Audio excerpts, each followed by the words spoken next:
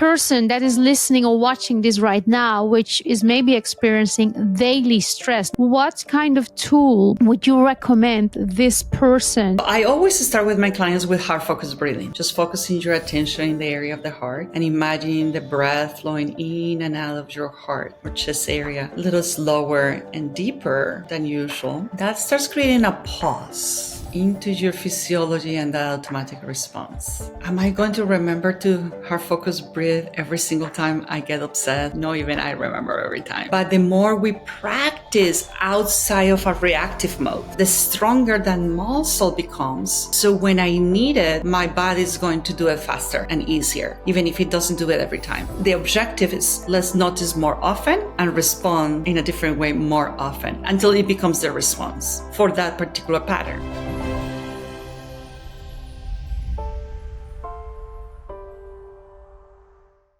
Welcome, Dr. Sandra Solano, to the Bridging Podcast. It's great to have you here.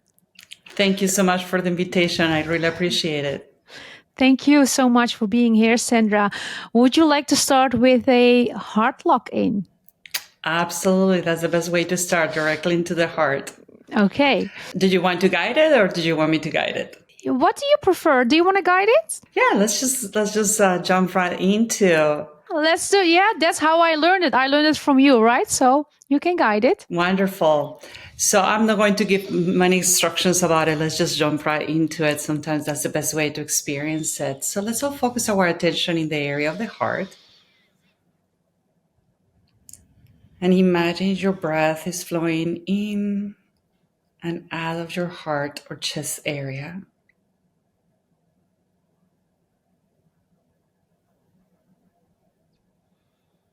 Breathing a little slower and deeper than usual.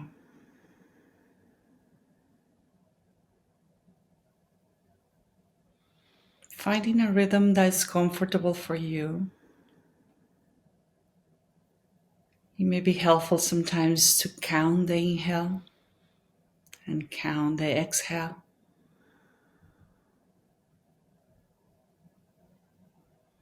And try to make them even.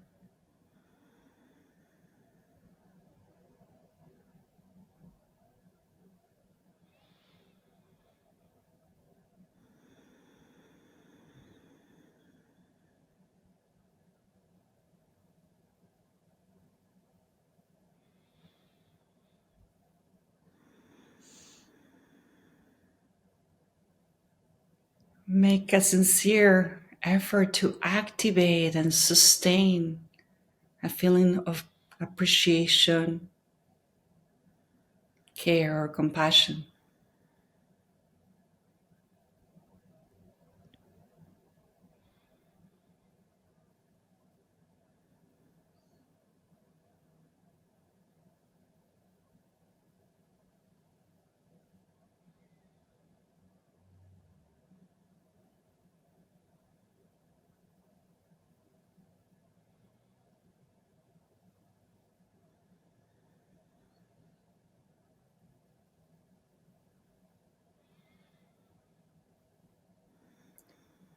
Radiate that feeling to yourself.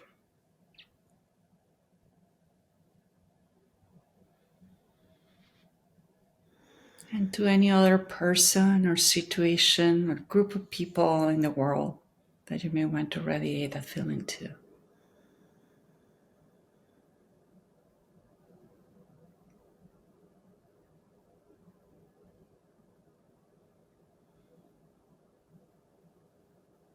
Just do it 1 more minute of this radiation.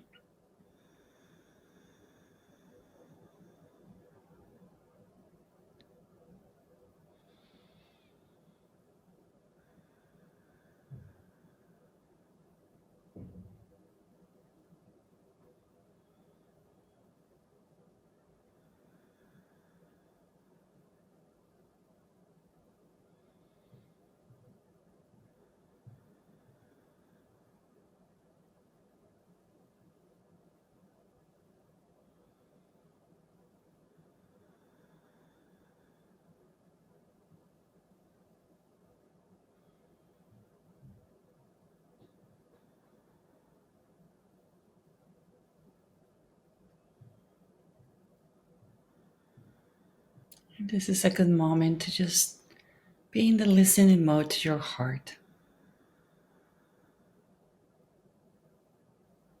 And if you hear anything, I like to anchor it by writing it down. So that's what I'm going to do right now.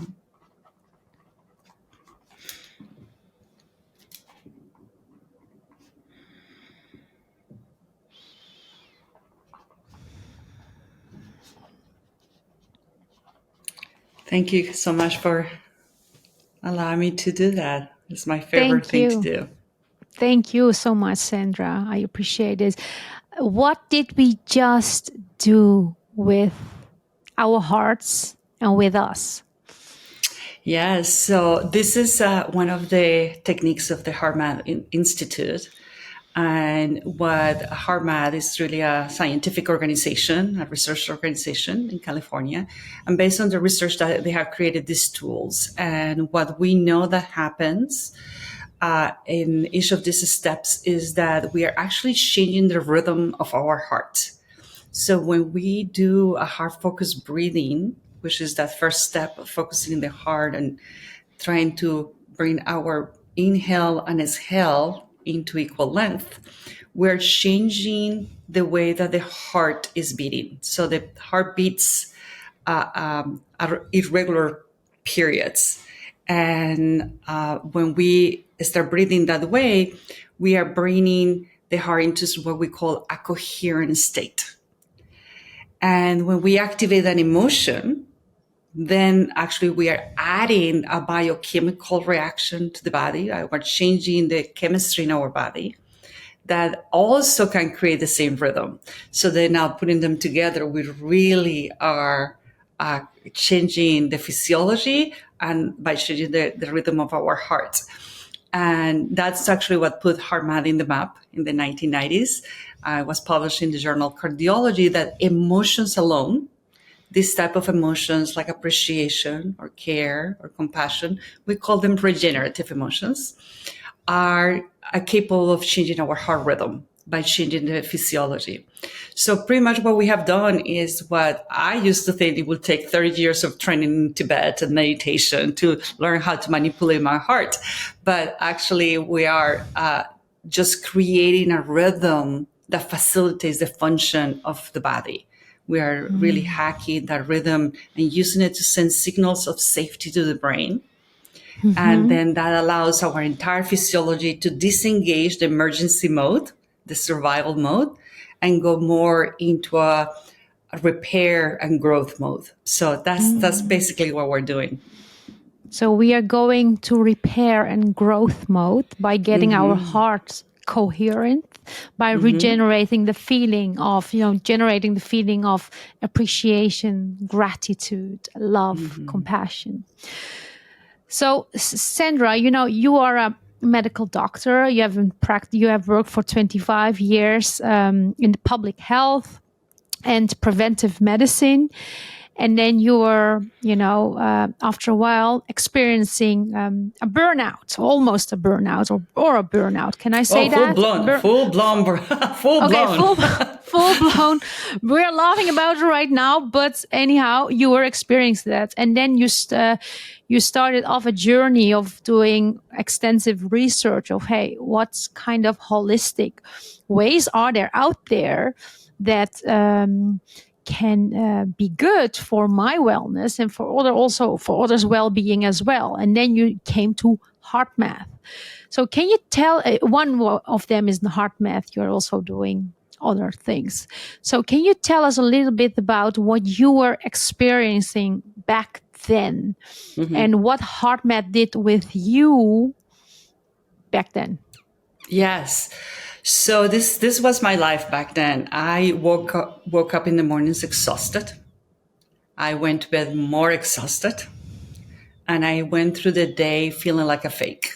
Like any moment anybody was going to discover I did not have things together.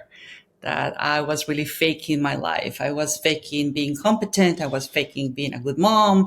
I was faking being a good family. Like everything felt disconnected. And I felt incredibly lonely. And when I encountered HeartMath was purely by accident. I was looking for alternatives, but with a lot of skepticism. So I happened to go into a HeartMath workshop by accident. I didn't even know I had signed up for it. And I felt a shift. I felt a change every time that we did these exercises. So I'm like, wow, my body feels different. But in my medical training, it was hard to understand what does this have to do with the heart. I was taught the heart is a pump. That's all it does.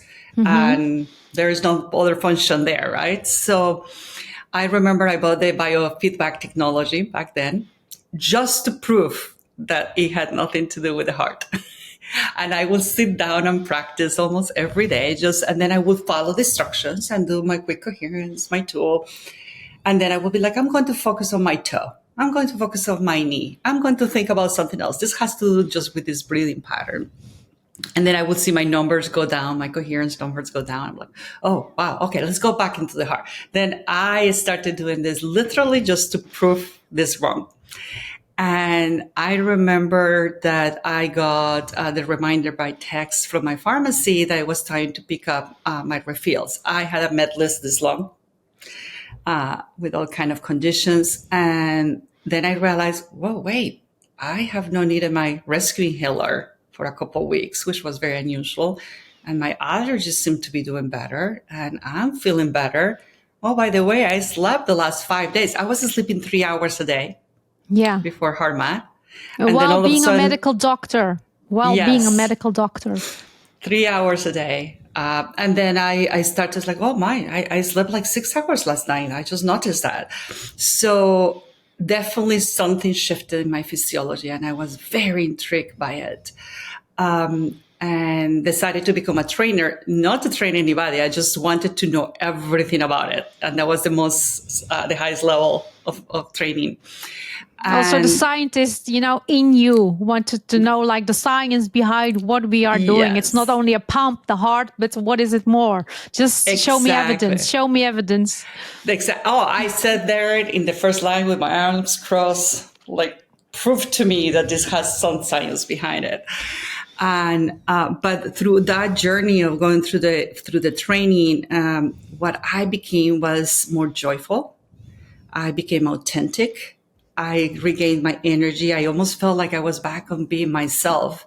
And then when I finished my training, I was like, you know what? There is science behind it. I can stand behind this. And I want other people to feel this level of authenticity and joy and calm that now I was able to create for myself. So. And you even became a master trainer for, you're training people to become HeartMath trainers. Correct. So, for the people that might not get the biofeedback technology that you were mentioning, can you just explain just briefly what it is, like what you were measuring back then, Yeah. And it's, I always like to do this when I explain it when you don't have it in front of you, is you have a piece of paper in front of you with a pen. I want you to draw 2 lines. The first line, I want you to be like an earthquake line, like the line that an earthquake will create. Yeah. Okay. And right below, draw like a rolling hills line, like the rolling hills. And think about when you feel emotions that take away your energy, like anger, anxiety, or frustration or sadness. And notice which of those lines feel more like what you feel when you feel that emotions. Yeah, the one that is like going up, down, up, down. Yeah. Like it's almost like, scratching on a piece of paper. There you go. And just now when we finished the heart lock-in, which lines seem to feel more like what you were feeling? The more wavy, chilled out, relaxed, but awake too. Yes. Not sleepy. Even though sometimes it can be sleepy just because when we go into that state, we become more aware of where we are and maybe we're sleepy. So those lines actually represent heart rhythms. So we can measure the rhythm of the heart, the change of the heart speed between heartbeats. That measurement is called heart rate variability.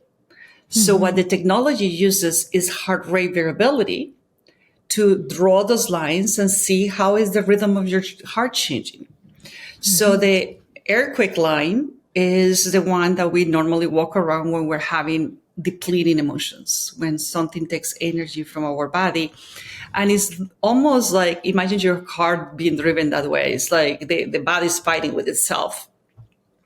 And that it uses a lot of energy and wears down the system. The rolling hills is what we call a coherent rhythm, and it represents a synchronization between the heart and the brain, and a synchronization of our physiology into a more optimal state.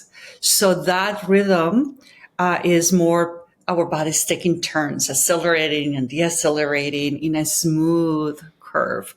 So that's what the technology is measuring. It's measuring the heart rhythm and looking to see how close we are to those rolling hills and give us a score that is based on an algorithm that some mathematician and the institute created to say, this is where you are. This is how coherent you are. Yeah. And it allows you, it's a trainer. It allows you to have that feedback. For me, it was important because I didn't even feel my body very much. I couldn't be that aware of my body. So being able to see that something really was changing, it was not just my imagination, was really important. But it's not something that you have to be able to do HeartMath. We just did it at the beginning, and we didn't have any technology with us. Yes.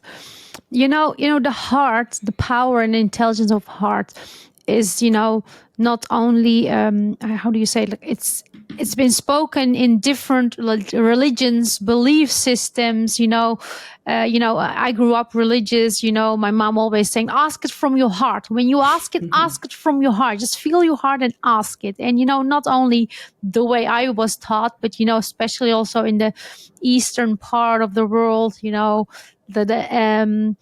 how do you say it? Like, I don't know the word, but it has been taught a lot. So what is, in your opinion, after also being part of HeartMath and also being a medical doctor, what is the power and intelligence of the heart, and what kind of effects does it have on us, but also on the people around us, but also on everything what we kind of touch? Like I'm talking about the work we do, the workout we bring in the gym, or the people we talk to.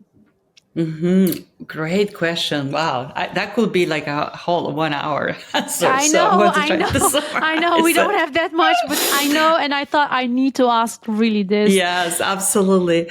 So, first of all, I share with you that religious symbology because actually I'm from Colombia, and the patron of Colombia is El Sagrado Corazón, which means the Sacred Heart of Jesus. And so everywhere in Colombia, everybody has these pictures of Jesus with a big heart radiating light out of the heart. So when I learned all this, I was like, that's curious. Maybe it's something that iconography is trying to tell us, right? So pretty much the heart has three functions, four functions in the organ, in the body, based on what we know in science. It's just, for some reason, that's not what is being taught in med school, but there is a lot of science behind it. So the first thing is, it's still a pump. It is squeezing blood to pump through your body. The curious thing is that the more we learn about that function, it doesn't seem like the heart even is pumping hard enough to move all the blood. So something else is moving it. And that's the second part that now we know from the heart, and is to pump. The heart is an electric impulse that creates the contraction of the heart. That's what we measure in the electrocardiogram, is the electricity that is being produced by the heart when it contracts and relaxes to fill out.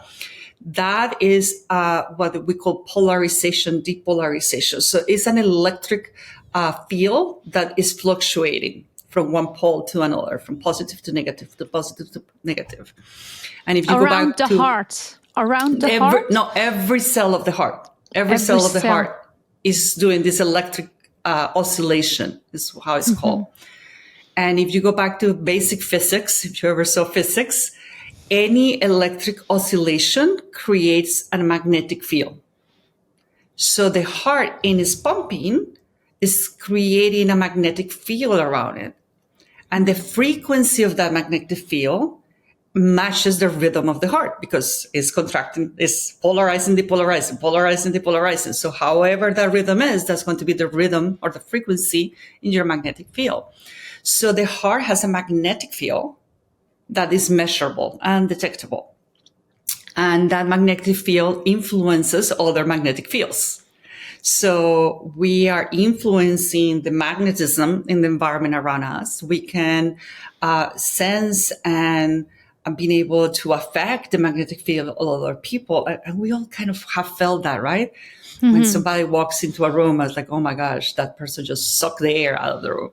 Yeah. What we're feeling is that magnetic field, something, information in the environment that is telling us that that there is something going on. And because emotions change the rhythm, pretty much we're transmitting our emotions all the time, whether we know it or not, through that magnetic field.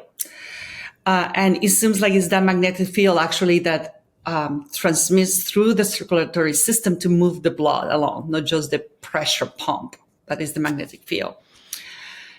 The heart also produces hormones. So it's part of our endocrine system. So it produces a number of hormones that also are affected by whatever rhythm we're having in the heart. And the heart also communicates with the brain, sending information. Actually, we send more information from the heart to the brain than the brain to the heart. 80% heart to brain. So it's, and how many percent from brain to heart? How many percent? 20%. 20% from brain to heart. Okay. Yeah. And the heart is communicating from the brain through electric signals through nerves. So that's another function the heart has, is that communication through the magnetic field and through pressure. So we're communicating with the brain and the hormones. All those is communication. But the heart has its own brain. And this was what blew my mind, because I remember my anatomy and physiology professors talking about these cells in the back of the heart that we didn't know what they do. They look like brain cells. And I remember so much like, but they're really probably just like a hammock for the brain, for the heart, because they are in the back of the heart. Yeah. And I remember thinking back then, why would the heart needs a hammock? Like no other organ needs a hammock. Like why do we need this? Well, we actually now know, and this has been known for decades. It's so no wit in the mainstream, so we don't discuss it in mainstream. These brain cells are in the heart like as a separate brain. They look like brain cells, they act like brain cells, they produce neurotransmitters as brain cells. So we have this brain system in the heart that's actually communicating with the brain as well. And through all these mechanisms, we are gathering information from our body, and we're gathering information from our environment. And that information is being processed at the heart. And that's what we call heart intelligence. It's just this extra information that's being gathered in different mechanisms.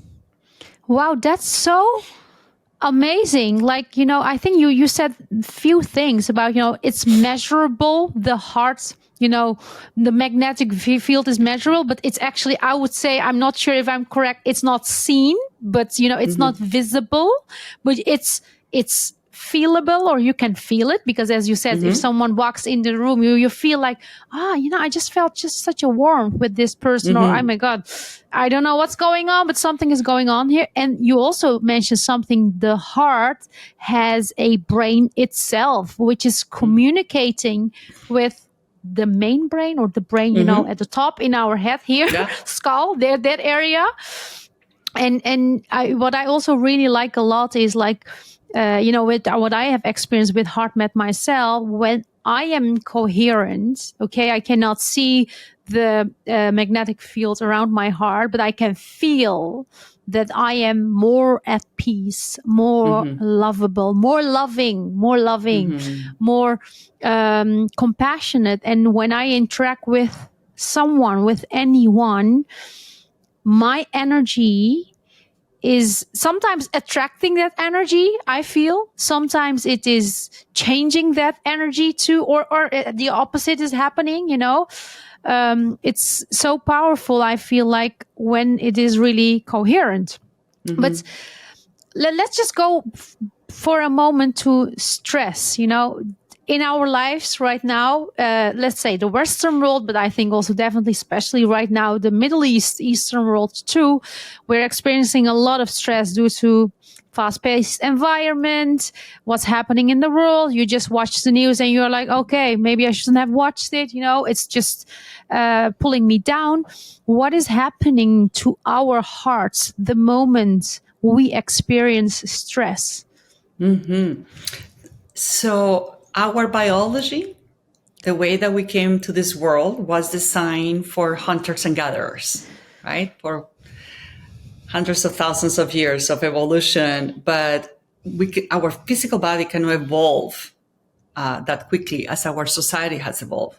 I mean, if you think about it, just 3 generations ago, we were an agrarian society where still this nervous system was quite appropriate. We will have to mention stress, but if there was a tiger coming down, we activate the emergency system. And then we responded, and then we went back to not having the stress. So in our society, we have changed so rapidly in the last few decades that our environment is creating signals for our brain that constantly creates a trigger of a stress response. The problem is that the stress response that we have in our biology is only for the tiger is coming down. It's not for traffic is horrible, I'm late with my bills, my boss yelled at me, I had a fight with my spouse. There is no system separate for that. We only have the survival system that was designed to keep us alive. So now we have a biology that does not match what our environment needs and to respond in our environment. So if we just live to our own devices, we are going to just be with that biology. In that biology, by age 7, we have developed most of our emotional responses.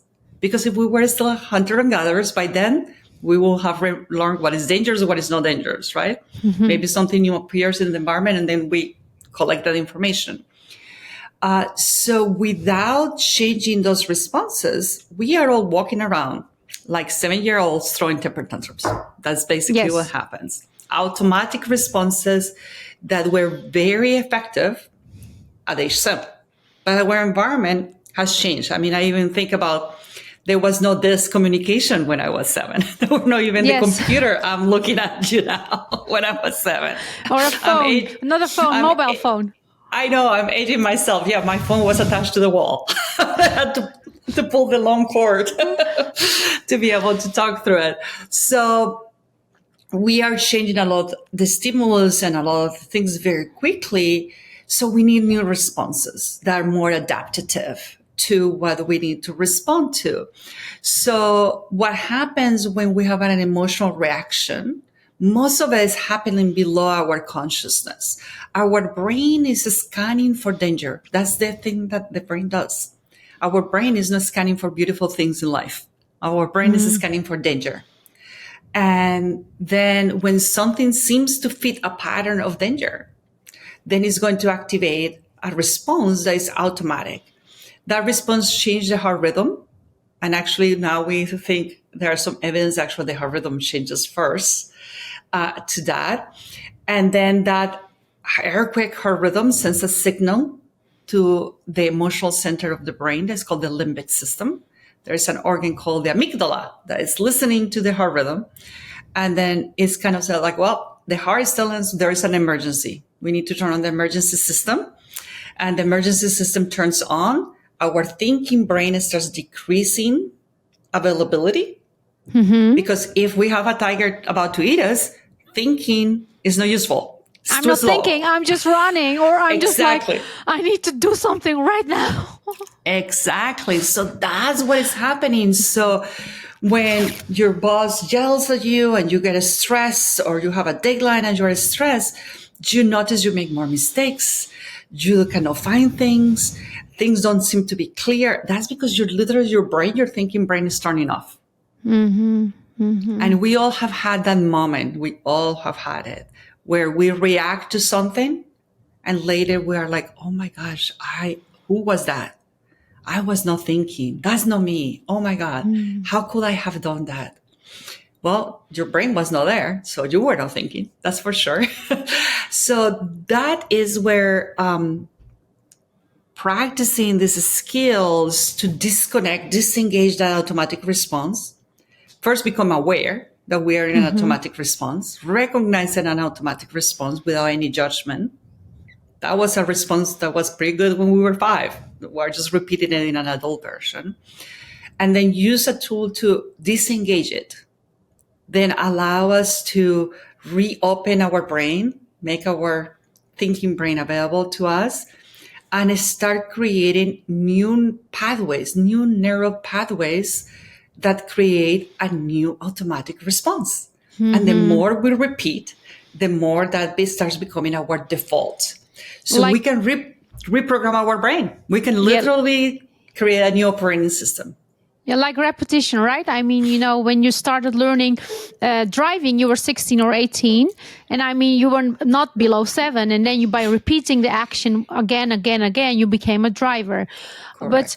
But, the person that is listening or watching this right now, which is maybe experiencing daily stress, not because there's a tiger behind him or her, but because she does not like the job or things are happening in the job with the spouse or whatever, what kind of tool would you recommend this person in order actually to start, first of all, being aware of, I'm being in a reactive mode? 2, what to do in the reactive mode. And then 3, hopefully eventually change the neural pathways, change the reaction eventually in a different form, replace it with something else. So I always start with my clients with heart-focused breathing because one, that's the easiest tool, but also is the first step of every other tool. So if you really start with your heart-focused breathing, just focusing your attention in the area of the heart and imagining the breath flowing in and out of your heart or chest area a little slower and deeper than usual. That starts creating a pause into your physiology and that automatic response.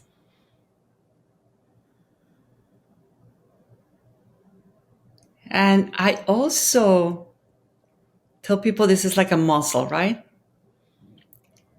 And am I going to remember to heart focus breathe every single time I get upset or something is bothering me?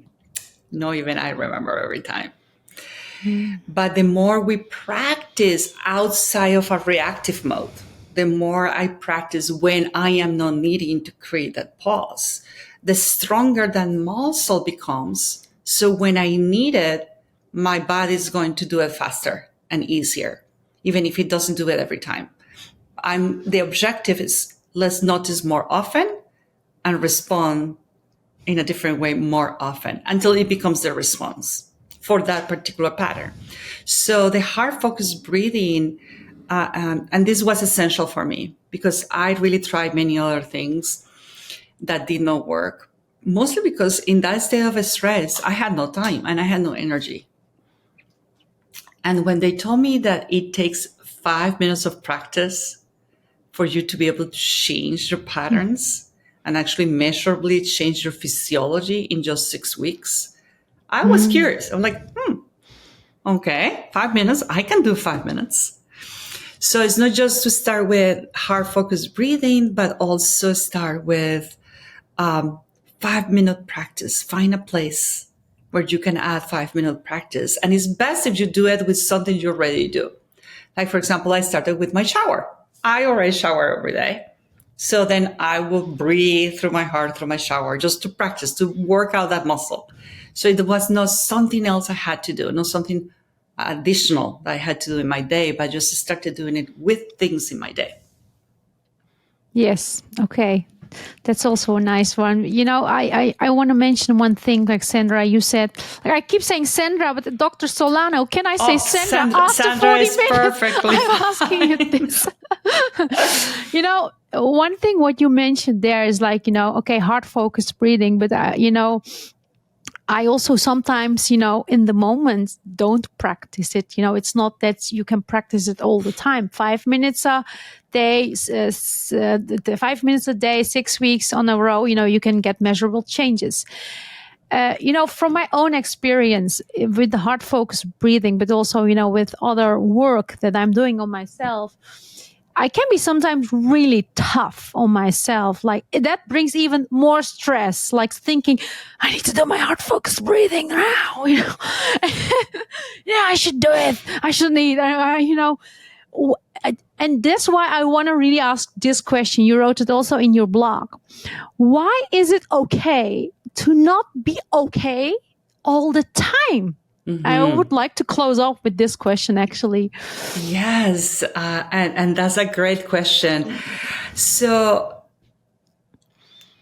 the process of changing your biology and changing your nervous systems and addressing whatever is draining energy in your life is not a process about not feeling bad things, not feeling depleted emotions, not feeling sadness or anger or frustration, or how could not feel pain, seeing sometimes what we see in the news, right? So it's not about not feeling it. Because what happens is that under all those feelings, actually, there's a lot of care. So the more we care, the more we feel. The more we care about the world, our families, our spouse, our job, our performance, which is what you were sharing, Ozlem. We want to perform well because we think it's important. I know it's important for me. So then it is okay that you are frustrated or that you are disappointed if you forgot to practice. It is okay if something bothers you because that is a signal. Emotions are just information. And when we are able, and actually heart focused breathing is the best technique to even just observe that's what creates the pause. It allows us to observe the emotion and make a decision about it. Maybe I have time right now and I want to feel sad. It's okay to feel sad. I want to explore that sadness and know what this sadness is about. And there are even other tools in HeartMath that will use that to explore and get information. Or it's okay that I'm frustrated because I care about this being done well and it's not being done well. Or I care about children and not being hurt and suffering. And I don't want to accept the world as it is. So that is okay to have those feelings. And what we are looking for is for you to be able to experience them from a more conscious perspective. Become aware that there's nothing wrong with those feelings and become aware that you can create this pause to examine them. And at the same time, not let those feelings be the driver of your behavior. So then I can be upset and angry and frustrated, but I'm not going to lash out, or I'm not going to blame myself, or I'm not going to go into a self-judgment about like, oh my gosh, I should not be upset. I need to be happy all the time, or I need to be ready and all the time. So one of the things that in the energy model of HeartMath we talk about is that it is about becoming aware of those situations and being able to recover faster of those situations. And the recovering comes from not adding energy to it.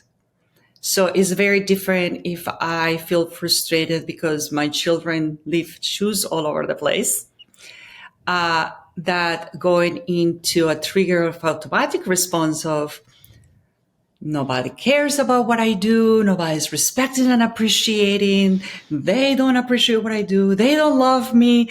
Nobody cares. It's like that extra energy that we add to the emotion. Yeah. It makes me think of my mom, what you just said, my mom, and then I'm reacting back on that. Why do you think like that? Yes. You love me, right?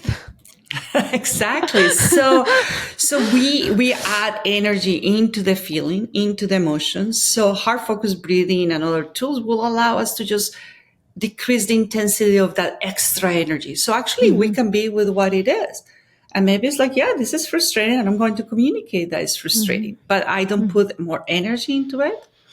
And then I'm going to recover faster, or I realize really what is important. Interestingly enough, now my kids have grown up a lot. They are now young adults and I don't get to see them very often. And they came here for the holidays and I saw the shoes all over the place and brought a big smile to my face. And it was very interesting because then it was like, oh, this is such a good example that is not this situation, but the way that we react to it. That is the energy loss, right? The importance that we give them, because now seeing shoes all over the place just means I have my kids home and I love it. So the same situation now, it's a completely different reaction. Yes, you're happy that they are home, Correct. and they are there and you see the shoes again. But anyhow, I'm so happy, Sandra, that you have joined me here on the show. And for people that would like to become HeartMath trainers, as I, got trained by you to become a HeartMath trainer, or would like to have individual coaching or consultation, like how can they find you? Well, so you can do a free consultation in my website, which is www.integro-restore.com. And maybe I can give you a link we'll put it in the episode notes. I have the link. We'll put it in the episode notes.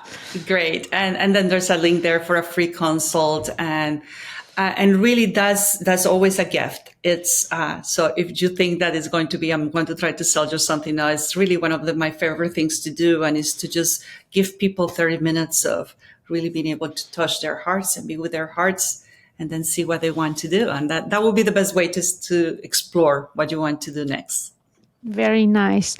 Thank you very much, Dr. Sandra Solano. I really, really appreciate you being here, you yourself. So thank you so much.